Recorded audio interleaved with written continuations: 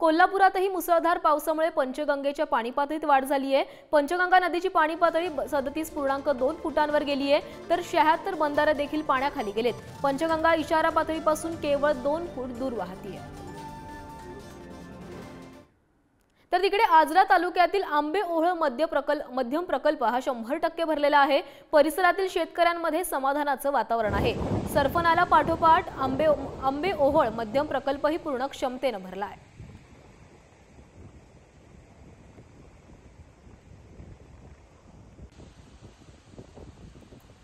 तर कोल्हापूर गगनबावडा मार्गावर देखील पाणी साचलेलं आहे आणि खोकुर्ले मांडकुली येथे रस्त्यावर पाणी साचलेलं दिसतंय। रस्त्यावर 1.5 फुटांहून अधिक पाणी आल्याने रस्ता वाहतुकीसाठी बंद करण्यात आलाय। कोल्हापूर गगनबावडा मार्गावर पाणी साचलंय, त्यामुळे हा मार्ग जो आहे तो वाहतुकीसाठी बंद करण्यात आलाय।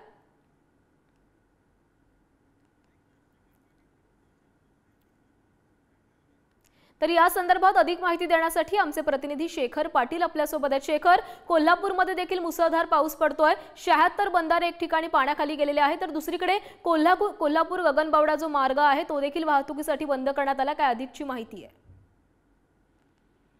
आज सकाळपासूनच खरं तर कोल्हापूर जिल्ह्यामध्ये मुसळधार असा पाऊस सुरू आहे। कोल्हापुरातल्या अनेक तालुक्यांमध्ये अतिवृष्टी देखील झाल्याची माहिती सध्या समोर येते। काही ठिकाणी मोठ्या प्रमाणात पाऊस आहे, मात्र सकाळपासून पावसानं काही वेळ देखील उसंत जी आहे ती घेतलेली पाहायला मिळत आहे आणि परिणामी कोल्हापुरातल्या सर्वच नद्यांमध्ये आता पाण्याची पातळी जी आहे ती वाढताना पाहायला मिळते। विशेष करून पंचगंगा नदीची पाणी पातळी आता केवळ 1 फूट जी आहे ती इशारा पातळी गाठण्यासाठी उरलेली आहे। 39 फूट इतकी पंचगंगा नदीची इशारा पातळी आहे आणि ती गाठण्यासाठी केवळ 1 फूट पाणी बाकी आहे। आपण जर विचार केला तर कोल्हापुरातले अनेक राज्यमार्ग जे आहेत ते बंद झालेले आहेत, ज्यामध्ये आता एक राष्ट्रीय मार्ग देखील बंद झालेला आहे, ज्यामध्ये कोल्हापूर गगनबावडा हा एक महत्वाचा मार्ग आहे, तो देखील आता मांडुकली या ठिकाणी पाणी आल्यामुळे बंद झाल्याचं पाहायला मिळते। तर दुसरीकडे आपण बघितलं तर जोरदार पावसामुळे अनेक छोटी मोठी धरणं जी आहेत ती देखील भरलेली आहेत। लघु पाटबंधारे प्रकल्प आहेत ते देखील भरलेले आहेत आणि यामध्ये आज कोल्हापुरातल्या आजरा तालुक्यातील उत्तूर परिसराला खरं तर एक वरदान ठरलेला आंबेओहळ हा प्रकल्प जो आहे तो 100% भरलेला आहे। त्यामुळे नक्कीच कोल्हापूर जिल्ह्यामध्ये सर्वत्र जोरदार असा पाऊस सुरू आहे आणि याच पावसामुळे खरं तर कोल्हापुरात पूरसदृश्य परिस्थिती सध्या तरी पाहायला मिळते आणि याच पार्श्वभूमीवरती प्रशासन देखील अलर्ट मोडवरती पाहायला मिळते। एनडीआरएफच्या काही पथकानं अनेक पूरग्रस्त भागांमध्ये जाऊन आज पाहणी देखील केलेली आहे, अनेकांना सूचना देखील दिलेल्या आहेत। इशारा पातळी जेव्हा गाठेल तेव्हा मात्र आपण सर्वांनी सुरक्षित ठिकाणी स्थलांतरित व्हा अशा देखील सूचना या सर्वांनाच देण्यात आलेल्या आहेत। प्राची, शेखर, काही वेळासाठी मी तुम्हाला फक्त थांबवते। आपण पुन्हा एकदा बातमी बघणार आहोत। कोल्हापूर गगनबावडा जो रोड आहे तो मार्ग पाण्याखाली गेलेला आहे।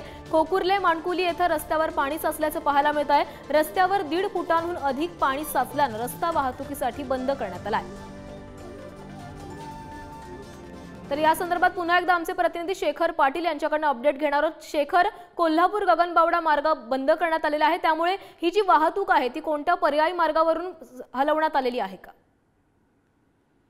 प्राची, आपल्याला माहित आहे की तळ कोकणात जाण्यासाठी एक महत्वाचा मार्ग म्हणून कोल्हापूर गगनबावडा महामार्ग जो आहे तो वापरला जातो, मात्र आता त्या ठिकाणी वाहतूक जी आहे ती पाणी आल्यामुळे बंद करण्यात आलेली आहे। तर खोकुर्ले आणि मांडुकली या 2 ठिकाणी वेगवेगळ्या ठिकाणी याच महामार्गावरती पाणी आलेलं आहे। जवळपास 1.5 फुटांहून अधिक पाण्याची पातळी त्या रस्त्यावरती पाहायला मिळते आणि म्हणूनच हा महामार्ग जो आहे तो आता बंद करण्यात आलेला आहे।